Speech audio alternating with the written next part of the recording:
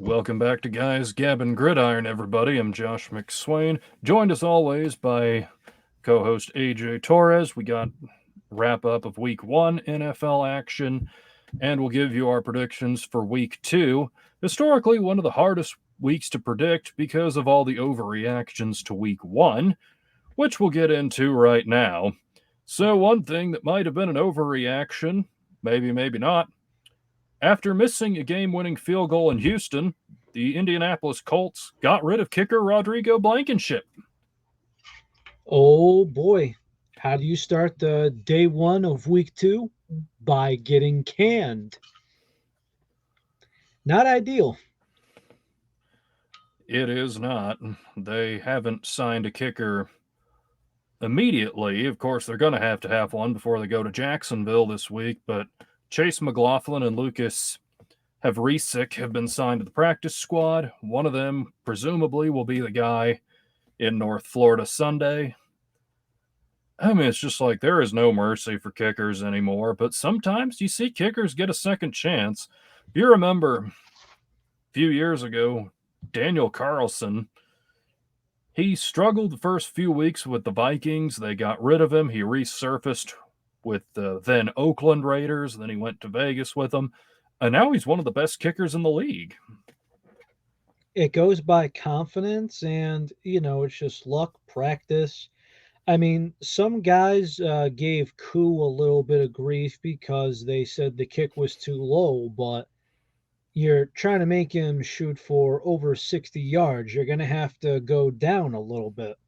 And even if the kick wasn't blocked, there's no guarantee that that thing goes in. And we'll cover that shortly. Correct. He had some performances on both sides of the spectrum from kickers, like you had Cade York of the Browns, rookie kicker, made a game-winning, 55-yarder in Carolina. Good for the rookie, although I feel bad for Baker, honestly. Yeah. Just to confirm, 58 was 58-yard field goal by York. That kind of reminds me of the Jake Elliott kick. Remember Carson Wentz is just kind of going on there. I think it was for 61. And he goes, well, God, man, if this guy makes it, I'll give him my game check. And sure enough, he was man to his word. That's good. So, yeah. Then we had the wacky adventures in kicking in Cincinnati. Oh, God. You had I watched that game live, and it was just... I don't know what to say about that game because the Bengals deserve to lose that game. They did because they opinion, turned the ball over 5 times. And in my opinion, I think the refs were being a little fugazi on Minkah. Yeah, I'll agree with you on that. But the thing is, that game shouldn't have been close. It was just Trubisky in the offense did next to nothing. They produced only 6 points on their own, not including the points off turnovers. I understand that part. Well, I mean, granted, Joe Burrow did turn it over 5 times. So how much time did Trubisky really get to himself? That was fair play. Not much. Although my big concern, outside of TJ Watt getting hurt, didn't they say that they upgraded the offensive line? Yes. Quote unquote, upgraded the offensive line? Yeah, we were all looking forward to that, and Burrow still gets sacked 7 times. Listen, he got sacked 9 times versus the Rams. You quote unquote upgrade your offensive line, and he got sacked 7 times. He's still taking the beating. Listen, turnovers, no turnovers. I like Burrow, I do. But at the end of the day, you're a little scared because it didn't matter if TJ Watt was hurt or not towards the end. And he will be for a couple months, which is always unfortunate. But correct. I understand there's it's only week 1, but that's a little concern to me because this upgrade doesn't look like it. Does upgrade mean like the Arizona Cardinals where we're still mediocre at that position and will be for the next 4 years? Well, one thing to keep in mind is that line didn't play much together in the preseason. And because they didn't play a lot together in the preseason, they just didn't come out and they weren't really in sync. And that's why I understand not playing starters all the time in the preseason to avoid the risk of injury, but you got that many new guys trying to gel. You got to give them at least some game time together. But also, Zach Taylor mismanaged the clock at the end of the game. On their last possession of overtime when they punted with 15 seconds left on the play clock and the game clock was running. It's like, why do you not burn an extra 12 seconds and then you kick? And then you only leave the Steelers maybe 45 seconds on the flip side instead of like a minute. I'm just like, that's football coaching 101. Come on now. We understand that, but also it's not just from the coach too, because at the end of the day, you're telling me the guys that are on the special teams unit don't see the clock? You look by the goalpost, the clock is right there in front of you. It's easy to see. You're trained to see that. So I can't put that on Zach Thomas. I got to put that on the special teams unit as well. I understand that 15 seconds does mean a lot when you're in that quote unquote 2-minute drill. But I can't put that on the head coach alone. I'm sorry. Well, that's fair. Also, I think the Bengals had some technical issues in the stadium during the game. They had to turn one side of the playing game clock off, so it might have been that the only working one was at their back and that they didn't know. But still, if you're the punter, you got to at least take a look, and maybe with 6 seconds left, you're like, okay, now I turn around and then tell them to snap the ball. Still, it's someone's fault. Yes. That's the first time I've heard an official saying we are not using this clock. First time I've ever heard for me too. How many times have you heard a ref wave his arms and say, we are not using this clock on this side? It is inaccurate. I've never. Now, listen, just like if the Rams stadium ever had the power outage because there's a power shortage in the area. Well, technical difficulties in Cincinnati. I mean, you kind of kicked your own butt there if you think about it. You kicked your own butt in your own stadium with your own clock. I suppose so. No, the pain, the technical difficulties, SOB. Yes. All right, so I know it's been a little bit. It seems like that Bills-Rams game that opened the season is old news now. But, I mean, can we just take a moment to appreciate the level of smackdown that the Bills whipped out on Thursday night? I mean, too many unanswered points by the Rams. I mean, you thought in at halftime that they were going to have a plan. Yeah, they came up with the plan. Look for Cooper Kupp being open. They didn't see him open. Crap their pants. I mean, the offensive line couldn't hold a nosebleed. You saw that defensive unit. We thought it was going to be good, but we didn't think it was going to be this good. You had sacks all over the place from names that people didn't even recognize. Von Miller too, but I didn't hear about Phillips before today, the guy in the defensive line. I didn't. Right. Josh Allen rammed it down their throat. The defense was consistent, and every time Cooper Kupp wasn't open, Matt Stafford had to avoid sacks. And what did he do for the whole second quarter? The man, along with Sean McVay, who I'm sorry, but he did not adjust well enough. That dynamic duo laid a duo of eggs. All that is fair to say. Yeah, the turnovers by the Bills in the first half that gave the Rams a temporary life preserver, but after the Rams started turning it over, the game showed you how lopsided it actually was. The Bills dominated, plain and simple. Also, I just want to give a shout out to Boogie Basham. Maybe my favorite name in the NFL right now. That's a great name for a defensive end. Just have something Basham. Just appreciate that for a second. That's all I'm saying. If I had to give them power rankings right now, there's no question going into week 2, the Bills would be on top of it because Gabriel Davis has picked up right where he left off, Yep. and Stephon Diggs is Allen still seems that to have gone up top another 5. level. Von Miller finally gives them that real impact pass rusher that they could have And used he's last back. year. He's Yes. back. And let's not forget, Tre'Davious White is still not on the field yet. If he is healthy, particularly for a stretch run, yikes.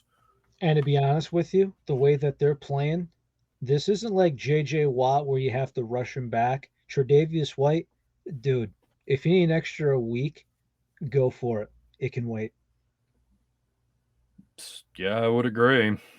I mean, this is why. I mean, I didn't think it was going to be this good, but I mean, if they play like they did against the Rams, which essentially they are a very similar team to last year outside 3 guys. Right. I mean, if the Bills play like this is the reason why I picked them to win the Super Bowl, which kind of breaks my heart being a Chiefs fan.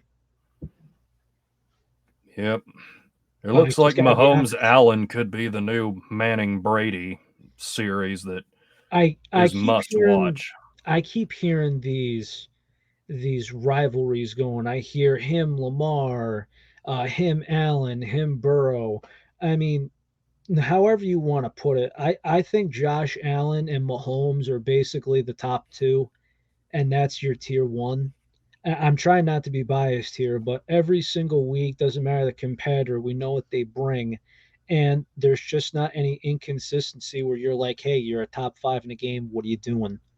It's like you put those two guys at tier one, and then you put the other guys at tier two, and you go from there. Anyone that has Josh Allen right now out of their top 3 of quarterbacks, I just don't know what to say.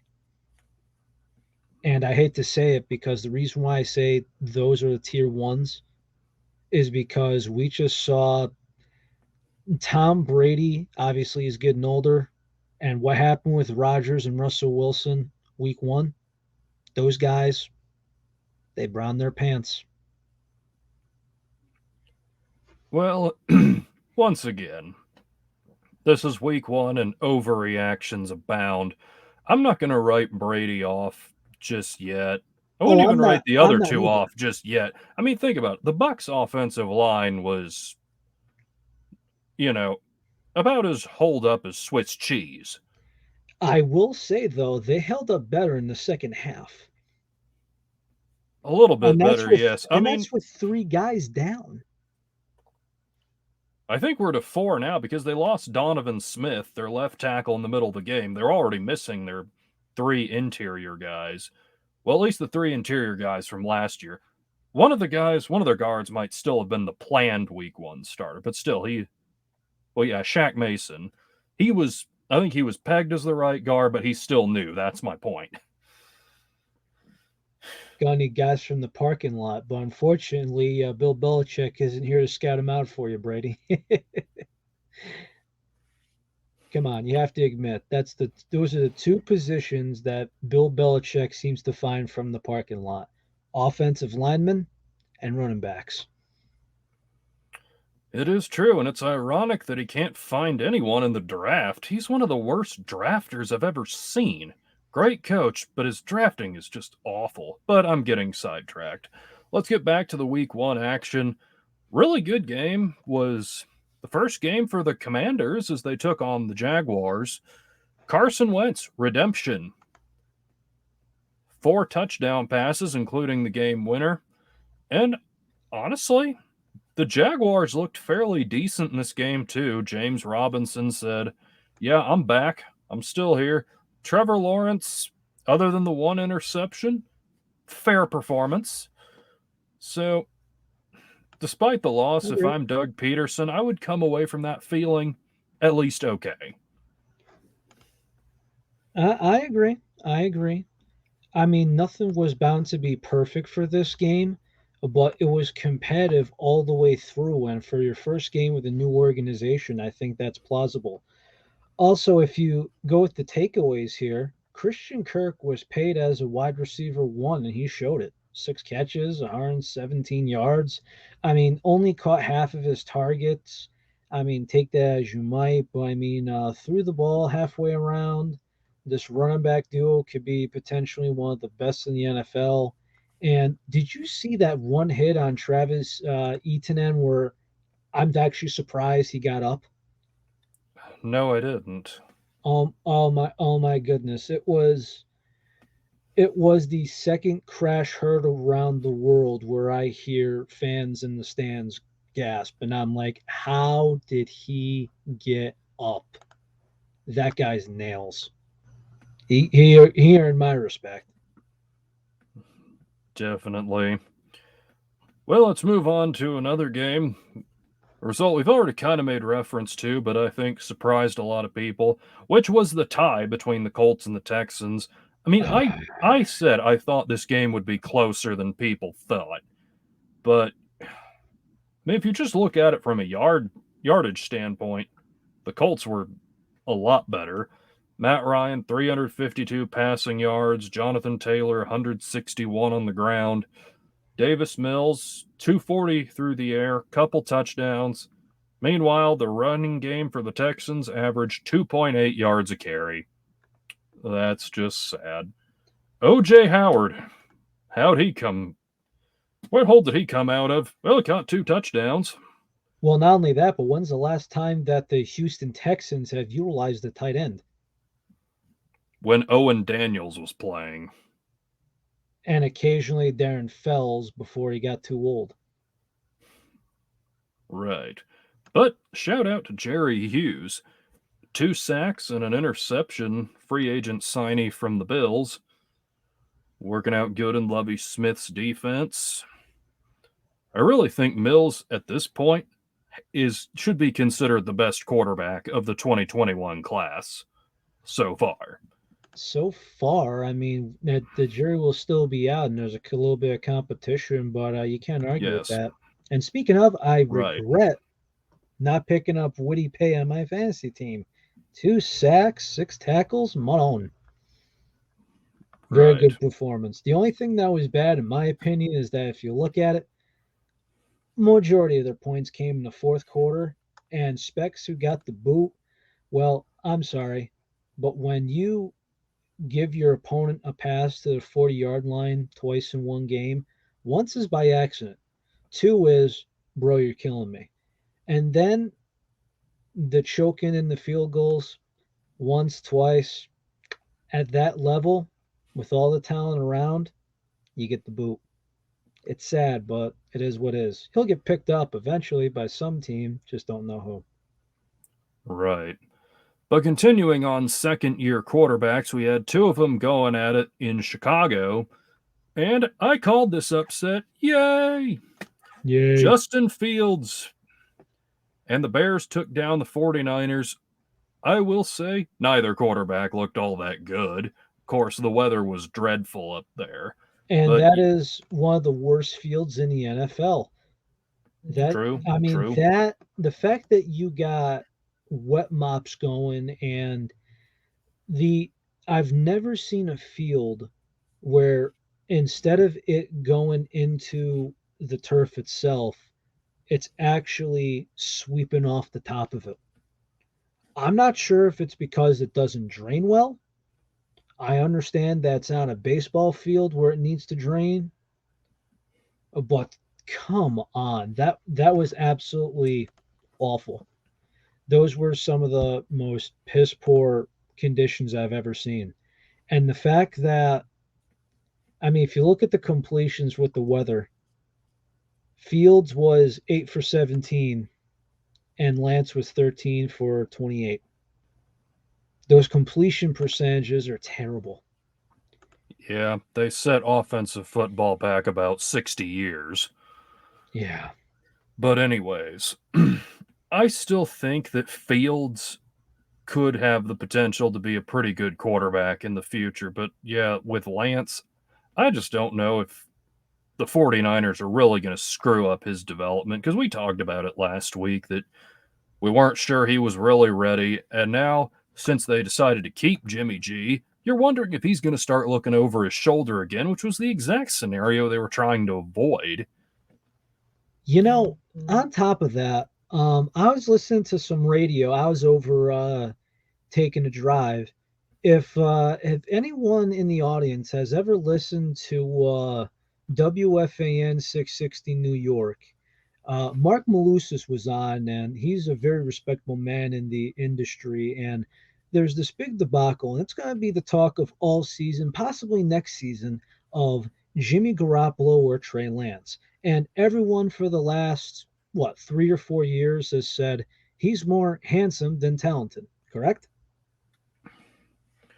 Well, I To the mean, you've point. said that on this show many, many times. And I mean, So I, people think so he's dreadful. I know he's limited, but he's a serviceable quarterback. Sometimes I think he gets too negative of a rap, but I so mean, I'm going to going acknowledge his limitations. So on to that, right? We know the limitations. So the way that he kind of spoke about it, right, is for a guy who's so talked down, for a guy who's so criticized, for a guy who's limited, had a lot of critique against him. He's won a lot of games. For somebody that's apparently so mediocre, how did he win so many football games? And that's one thing that we didn't take account for, because the way that I've referred to this, because I thought about it. Okay, so if we go by, here's the perfect example. Justin Fields only had 17 pass attempts. He won the game. He only completed 8 passes and still won the game. Regardless of the weather, regardless of the conditions out there, what'd the guy do? He won a football game. And I think that needs to be more acknowledged. Right. I mean, sometimes it's just moving the chains and making the right throw when you have to. Absolutely. But, anyways, let's move on just a little bit. So, the Falcons really gave the Saints a run for their money. Will That was Lutz made a my game-winning kick. I was really surprised. Good on you, Atlanta, holding tough in that one. The Eagles and the Lions, yeah, that was a lot of great running in that game. Eagles averaged 5.5 a carry. The Lions were averaging 6.5 a carry, though with that 150-yard run by DeAndre Swift, you take it out, it goes down to 4.9. But anyway, well played game all around. So just one thing the caption on the Saints and Falcons. I won't mention Atlanta not holding their lead or anything else. But Jarvis Landry, one hell of a game. And my surprise, but maybe not to some, is MT13 back. Is Michael Thomas back? It's been about 2 seasons since we've seen the real MVP level, elite level Michael Thomas.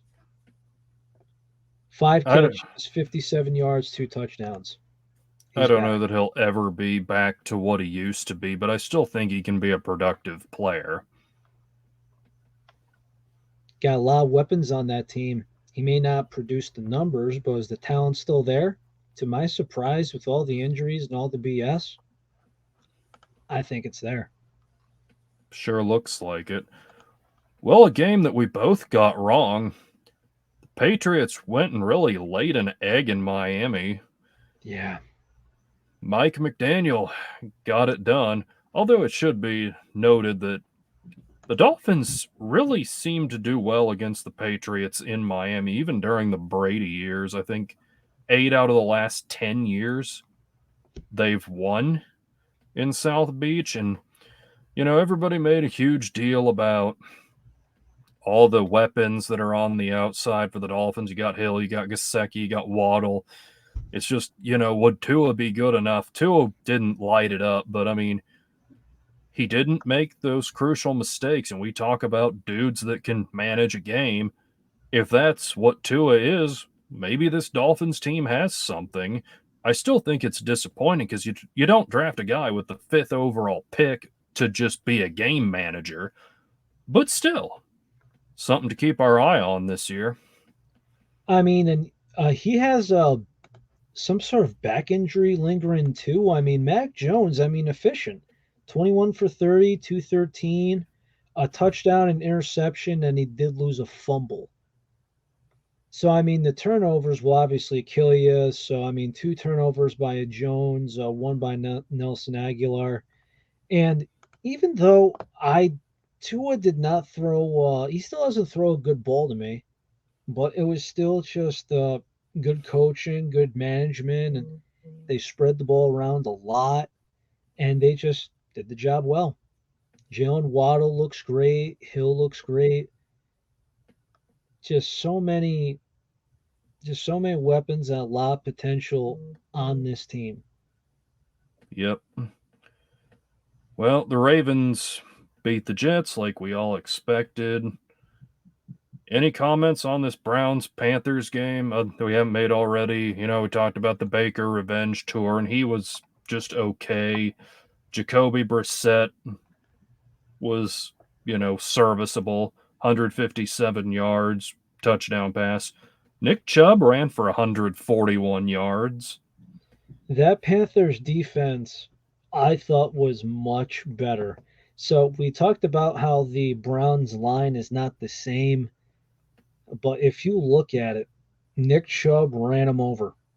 Yes, he did. The touchdowns really came to Kareem Hunt, but man, oh man, this team is a lot better than you think, and everybody, I think, wrote off Jacoby Brissett like he was nothing. The man only threw for 147 yards, only threw 1 touchdown to Kareem Hunt. That's when he got everybody looking. That won the game. He made everybody look foolish. For anyone trying to bet this game thinking that Baker Mayfield is going to blow him out of the water, trust me, my heart wanted that too. But you don't bet with your heart. No, you don't. Well, anyways, a game that shocked a lot of people. The Giants upset the Titans as Brian Dable goes for 2 and gets it at the end. Were you impressed? That was absolutely nails. And when asked in the press conference of if you didn't make the 2-point conversion, were you nervous about the criticism? And he said, you can't make every single move worried about that your job's going to be taken away. So basically, he said, I got to do it for me. I got to take the risk to try and do what's best for this organization, not for me, not to be safe. And he had a choice. Either take your loss with grace, you could make it go into overtime, but at that point, your defense is already tired and your offense, who knows how much they had left back in the tank. You couldn't depend on Saquon Barkley. He was most likely tired. He had the game of his career. Yeah, 164 rushing yards. Great performance turned in there. Granted, on his contract year, and I'm not surprised when everyone's got that contract year going, but that is what Giant fans have hoped Saquon Barkley to be for his entire tenure as being a Giant. And even though he showed signs early on where he doesn't look good with contact and he doesn't run in between the numbers, what'd he do? 18 carries, shoved it up there for 164 yards and a touchdown. And we even saw the revival of Sterling Shepard, a healthy and vengeful Sterling Shepard. Yeah. Again, I haven't thought high of Sterling Shepard since the photo of all the Giants wide receivers on the boat. Right. He's been hurt a lot too. Absolutely. That comes into play. And also, Derrick Henry, only 82 yards on the ground, under 4 yards a carry. I was thinking coming into this season, he's going to be declining. He's not going to be the same. We'll see if he turns it around. Dontrell Hilliard got a big role in the offense, and I think it might continue. Absolutely. And my thought is, let's see, his numbers even showing up? I don't see the numbers showing up here for huh. I don't actually show I don't see Burks' numbers on here. This is NFL.com I'm looking at. Well, Traylon Burks had 3 catches for 55 yards, was targeted 5 times. Hilliard caught 3 passes for 61 yards, 2 touchdowns. He also had a couple of carries. I mean, they all look good. Indeed. The Titans did look good, but again, it was a tight situation. The defense couldn't hold on. And Brian Dable, I understand that there's some things that are not ideal, but it's shown that he's made a difference in that locker room. Yeah, just I think he brings a different mentality, and I think he's not afraid of whatever he might face, and that's going to be huge for that team. But let's keep it rolling now. Packers laid a egg in week 1 for the second year in a row, losing 23-7 in Minnesota. Justin Pain. Jefferson went off. Aaron Rodgers stunk. I mean, you had Jordan Love playing the fourth quarter. That kind of sums all of it up for the Packers. The one Yep. thing that got me was AJ Dillon, I think, had a very good game. If you go by, I think 91 total yards and a rushing touchdown. Got denied of another one. Good stop by Minnesota. And if you look at what was a momentum shift, if you look at the Christian Watson early catch where it's absolutely in the breadbasket, lets it drop out of his hands onto the ground, and Aaron Rodgers is just looking, and everybody around me is going, he's never going to see that ball again. He's never going to see that ball again. Because that right there, it potentially, a very good chance, would have been one of those 75-yard bombs to the house. And that would have been a Right. complete momentum shift. After that, well, as my father would say, it's all gone down south. And it did. Indeed. Well, moving on, Chiefs absolutely rolled the Cardinals. Now I you kind of don't. thought they would. I didn't Patrick think it was going to Mahomes be lit that it up. bad. Oh, I did. You see, I thought was going to be. I thought they were going to win. Personally, I was hopeful, but seeing my team for all these years, there's one thing they did this game that I'm not used to seeing. You know how there's some teams that just say, just put them away for crying out loud?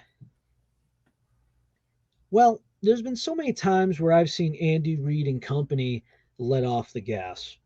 Yep. And this week, they did not let off the gas. They said, hey, Kyler, you want to get paid more guaranteed money than Mahomes? Hold my beer. We got something for you. What'd they do? They crammed it down their throat.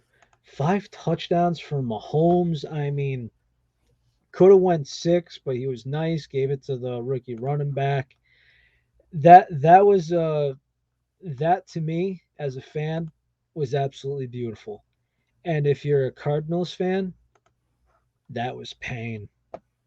That was absolute pain. There was a lot of questions about what was going to happen here. A couple of injuries for both sides. Wondering how the offense was going to fill out. Of course, Kelsey was going to have a role, but a couple touchdowns by Clyde, one by Fortson, which is a name that most people didn't hear about. One for Hardman, which is rare. I mean, a couple of fumbles, which are always unfortunate, but if you just look at what was done, I mean, Carlos Dunlap looking great, Nick Bolton looking great. I mean, I see a lot of the guys that they drafted just looking great. And Justin Reed, Thank you for being the new addition and our replacement kicker for the time being. And Andy Reid, believe it or not, blames the turf. He said that the Arizona turf was not good that day, and that's why they got 2 injuries, which is Sure. rare because I've seen the procedure of how it goes. They roll it out of the stadium and then they roll it in when it's game time. Yep, they cook Something it in the Arizona sun. something must have happened with the procedure. Who knows? I wonder if the whole turf thing is a cop out, but let's keep going. Had a pretty good game in the AFC West between the Raiders and the Chargers. Chargers got a 17-3 lead. Derek Carr brought the team back within striking distance, but ultimately the Chargers held on.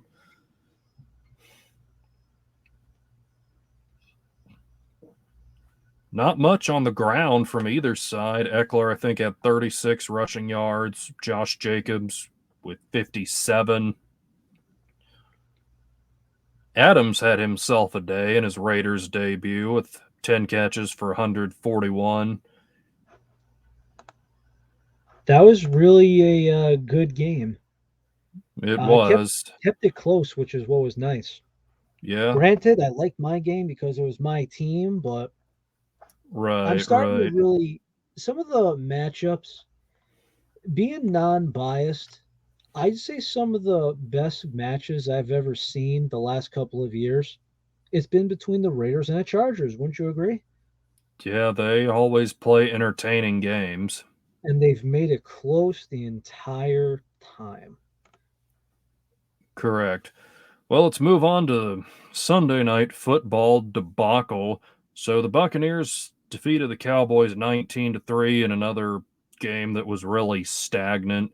You had two teams with little offensive line, and the Cowboys lost another offensive lineman, Connor McGovern, in the second Pain. quarter. And, Tyler Smith showed that he is absolutely not ready to be an NFL left tackle. I don't know if he's ever going to really be, but I won't elaborate too much on that. He seems like a great guard type of player, road grading, physical run blocker, but can he keep up with those speedy edge rushers and not commit penalties? Well, the Cowboys thought so, but do you trust anything Jerry Jones says? And Hell as no. usual, my man Alex Al-Kazzaz, Bearman of Texas, just absolutely ripped into Kellen Moore. He absolutely hates the dude. Thinks the play calling is terrible. I'd love to see a debate between him and our man Makana, who thinks Greg Roman is the worst. Who is the worst offensive coordinator in the NFL? I think that'd be fun. Tell you what. I got one for you. This is obviously just hypothetical. Maybe I'll get my white dress shirt and my black bow tie so I look like I'm a boxing referee, and I be the judge between Makana and Alex, and see how it goes for the worst man for play calling. Those two duking it out and just experiencing serious pain. Well, that's my up my alley. And you would just be there watching, just kicking back and grabbing a drink, just listening to the tomfoolery. One day, Yes. one day. Yeah, we should definitely get this arranged. But of course we can't get away from that without mentioning Dak. Thumb injury now out 6 to 8 weeks. Jerry Jones says only 4. I don't believe it. I think I he's think he's just full towing the crap. company line. Agreed. As Stephen A. Smith said, Cowboys season is over. Someone else said they should trade for Jimmy G. I'm just like, it 49ers would probably ask a premium for a rental. I just don't know if this season is worth saving for Dallas anyway. Not only All that, that they but didn't invest in the offensive line reared its ugly head because Terrence Steele, he did not have a very good night at all. They got to get something new in there. Jason Peters, he's going to be starting next week. I can pretty much assure you of that. I mean, I hate to say it, but I mean, with all this trouble with Jimmy G, you would not do that. If anything, I'm not sure who would be available if you wanted to trade for somebody.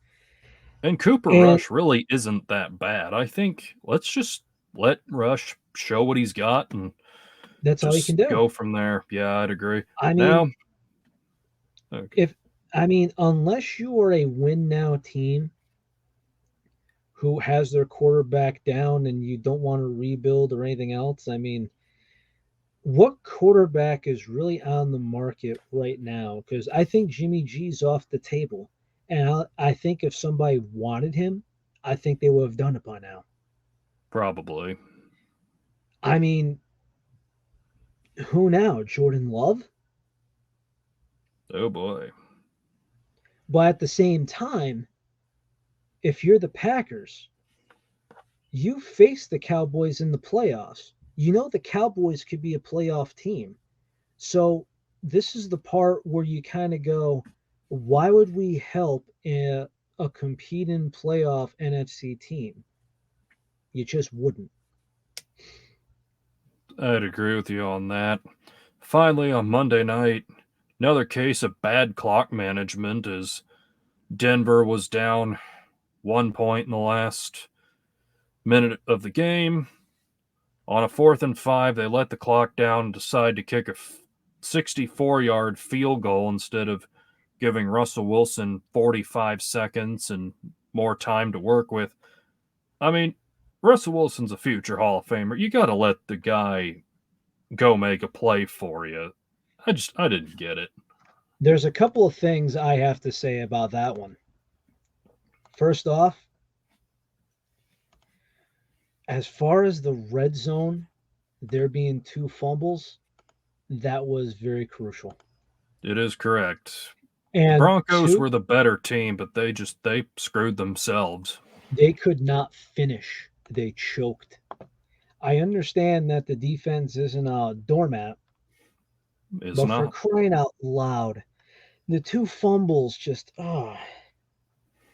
fumbles all around. I mean, you got one by Gordon, you got one by Javante, so that doesn't help. But at the end of the day, Russ, management, you have a $40 million quarterback. And listen, even a mile high, tell me on paper, and even when you're watching a game and it gives you the, hey, field goal range, there's the red bar. And when you're a kid, everyone's like, how do they make them go there? How do they get there so fast? How do they paint it? At least that happened to me when I was a kid. But where is the ideal circumstance where you go, hey, we're going to have our kicker go for 60 plus yards? Never. Even if it was a mile high, you don't have your kicker planned for 60 plus yards. You're telling me your $40 million quarterback cannot get you at least attempt to go a couple more yards. Whoever made that decision, I don't care who it is, what coordinator, head coach, Russell himself, whatever, that's BS. If you're a Broncos fan, that is terrible to experience. That was a bad job. If your $40 million quarterback can't get you 10 yards in the 2-minute drill, you made a bad signing. I understand the fumbles, but if you go case scenario, game on the line, 2-minute drill, why can't your quarterback give your kicker 10 yards? Because I don't know any team. I don't care if it's the Chiefs. I don't care if it's the Raiders. I don't care if it's the Ravens with Justin Tucker. You don't create an ideal circumstance where you're saying, we're comfortable for our guy to kick 64 yards. That's one off from the record. BS. No, you don't do it. Yeah, I'm pretty much with you on that. So, also got to give a lot of credit to Geno Smith. He played a fantastic game, something I don't think many people expected. Most people. I was Indeed. optimistic. I'm just like, okay. I mean, the weapons were there. So I thought, let's just see how this play out. I honestly didn't know what to think. I thought it was going to be a down year for the Seahawks, but as far as Hmm. Geno's performance, I just knew he wasn't great. But I haven't seen him play really since Russ got hurt. Yep, all seems fair. Well, that wraps up week one. Let's go to week two picks. We start off Thursday night. We got the Chargers going to Arrowhead to take on the Chiefs. Who do you got in this one? You know, based on momentum and being at home, I'm going Chiefs. This should be an absolute barn burner. I'm actually going to disagree, and I'm going to go with the Chargers. And that's fair enough. I think that's going to be a close game. So we'll see what happens. Indeed. Now the Jets go to Cleveland to take on the Browns. Who do you got in that one? Let's see. For me, Browns. I gotta go with the Browns. I mean, the Jets. I can't root for the Jets until further notice. It's all bad. Well, not all bad, but the Browns beat a decent team. They got the momentum going their way. Yep, and they got a run game they can fall back on and a good defense, too. Flacco, meet Miles Garrett. You'll be well Oh yes, acquainted by the end of the day. pain. Moving on, Washington at Detroit. I'm gonna go Detroit here. Me too. Fighting Dan Campbell's are going to get him one this week. I mean, that team is no slouch, and they were neck and neck with the Eagles, and that is, Yep.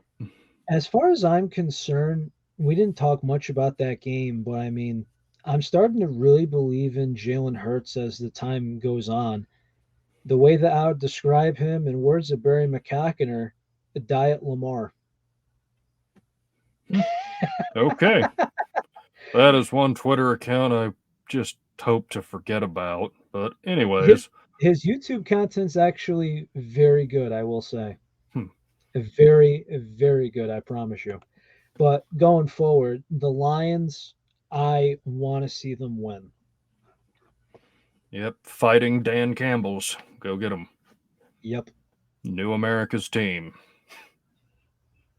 Okay, maybe not. I Moving hope. on. NFC South showdown, Buccaneers at the Saints.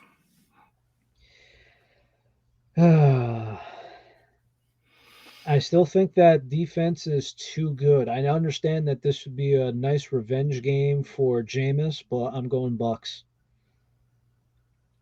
I'm going to go ahead and roll with the Saints. I know it's pick against Tom Brady at your own peril, but their offense really just didn't look that good. Of course, what do you make of the Saints not looking very good against Atlanta? For sure. I don't know, man. Maybe the Saints defense isn't going to be all that in a bag of chips anymore. I guess we're about to find out. Oh, yes. Moving on. Carolina at the Giants. I'm at a bind here. I really am. But I'll go Panthers here. I agree. I'm biting my tongue on this one, but I'll go Panthers. At the end of the day, this game I think will go down to quarterbacking. I see two similar teams. Yep, they are pretty similar. Next up, we got the Patriots at the Steelers. Oof. This is a tough Uh, one because no TJ Watt. We don't know about Najee Harris. How good is the Steelers offense really? And then what do we make of the Patriots who laid an egg personally? I don't see Belichick getting embarrassed twice in a row, so I'm going to go with the Patriots. I'm going with the Patriots because anytime you look at a matchup between Bill Belichick and Mike Tomlin, you go Bill Belichick. Fair enough. All right, next up, we got the Colts at the Jaguars. The Jaguars have won 7 in a row in this series at home. Do they keep Something it going? something's got to give. Give me Colts. I'm thinking the same thing, but I think it'll be pretty close. Oh, absolutely. But you think they'll be able to stop the run? I mean, it's Jonathan Taylor, so very few teams can. But granted, the Jags did it last year in Week 18. You never know what could happen. Well, the whole Honest, team, I think, browned its pants, but I see. yeah. Moving on, we got Miami at Baltimore. I thought about it. Give me Baltimore. Same here. Atlanta at the Rams. Give me Rams. Yep, easy for me too. Absolutely an easy matchup. Yep. Seattle at San Francisco. Oh, well, considering the weather is going to be okay, if it rains in San Francisco at 4 o'clock, I'll be amazed. Give me the 49ers. I I trust in agree. that defense. Defense, Yep. better weather. I take 49ers. Mm-hmm. Bengals at the Cowboys. I got to go Bengals just because of Dak being out. Definitely. So expect Micah Parsons and that pass rush to have a good game. Like if you're Joe Burrow, well, you and Micah Parsons might be chatting a lot. Could be. They need to rely on Joe Mixon because Leonard Fournette had a really good game running the ball for the Bucks on Sunday. So Mixon get a lot of touches. I think the Bengals get out fine. Next up, we got the Texans going to Denver. Give me the Broncos. I know you're a Texans fan, but unfortunately, give me the Broncos. Yeah, it's going to be a while before we're picking the Texans very consistently. I get it. Moving on, we got the Cactus Bowl. Arizona going to Vegas. Well, I don't need to be a prick to AZ, but give me the Raiders. And trust me, people, I'm a KC fan. I hate the Raiders. I hate the Raiders. But as far as the Cardinals with everything they got going on, I hope they lose. Give me the Raiders, and you're going to see with the Cardinals of what you are wasting your time with. Yeah, I'm going Raiders all the way. Adams Carr's going to be brilliant connection. Chandler Jones going to be chasing down his old teammate all day. Start the car. Yep, silver and black. Now on Sunday night, we got the old classic Bears at the Packers. I think this one's simple, huh?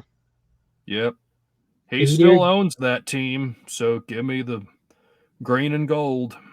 eight-ear guy. Go Packers. There you have it. Now you got a Nothing, Monday doubleheader. nothing You more needs got to be said. Tennessee at Buffalo. Boof. I mean,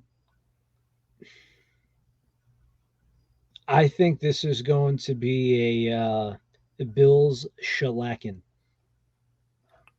Okay, you think they win big. I think Tennessee will keep it close, but maybe it turns into like a 14-point game at the end.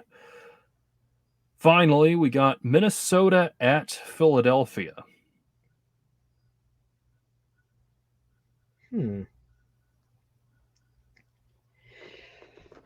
Huh. This one's tough. It really is. Can that Philly running attack keep it going against the Vikings, a defense that looked tremendously improved? The defense looked improved for the Vikings, which I thought that was going to be a rebuilding defense. And I understand that the Lions were a powerhouse against the Eagles D, but are they prepared for? Well, this is actually going to sound kind of nuts for a lot of people, but I'm just going to say this Vikings offense is elite. Well, Justin Jefferson sure is, and he's going to be a problem, but I'm surprised you have not mentioned it's a primetime game. Kirk Cousins. I'm going Philadelphia. I didn't even put that in consideration. That's where I get out of bind. And yes, it's the second Monday night game. Well, if you go by my philosophy, why is he so bad when it's 11 o'clock? It's because it's his bedtime. Sunday night, I've always said, why is he bad on Sunday night? Because he woke up super early to go to church. And 11 o'clock at night, he goes, why am I playing football? It's time for me to go to bed. You've seen the Sleep Number bed commercials.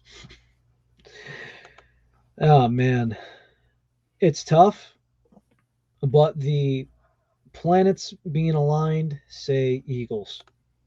I grit my teeth a little bit, but I'm going Eagles. All right. Well, that wraps it up for week 2 predictions. Any final thoughts? Uh, I find it very funny how Matt Ryan was one of the top 5 quarterbacks as far as pass yards, and he couldn't seal the deal against the Texans. I understand that the Atlanta Falcons choking is starting to become a running joke for the last, well, it's going to go on for about a decade at this rate, maybe more.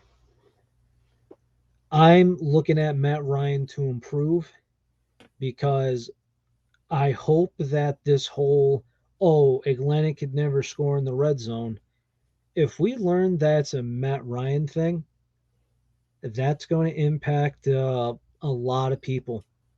And it's going to make us look different when we mention names like Julio Jones. Aside that, I think there's going to be a couple of shockers, and it's going to be very surprising seeing some teams be 0-2. And if you're some teams that are going to be 0-2, like let's say the Cardinals, or let's say the Titans, playoff berth teams starting off 0-2, ouch. Plenty of season left to go, but we know how these locker rooms work. We've seen 0-2 teams flourish, and we've seen them be driven into the ground like a 9-pound hammer. And that's all I Indeed. got for this week, week 1. Tex, anything? No, that sums it up for me. So remember to check us out on Twitter, guys Gabbin Gridiron. And on behalf of AJ Torres, I'm Josh McSwain. Thank you all for listening. We'll see you next time.